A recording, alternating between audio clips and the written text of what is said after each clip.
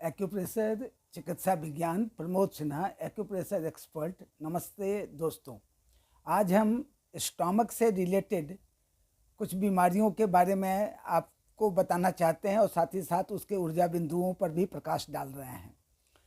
इसमें एक मुख्य रूप से हिकअप यानी हिचकियाँ आती हैं जो आप सभी जानते हैं।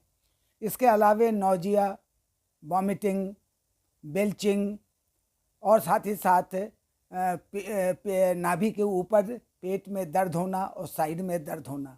इसके लिए आप ये जो काले काले बने हुए हैं ये स्टमक के रिफ्लेक्स हैं और ये सभी को दबाकर आप लाभ प्राप्त कर सकते हैं। धन्यवाद दोस्तों।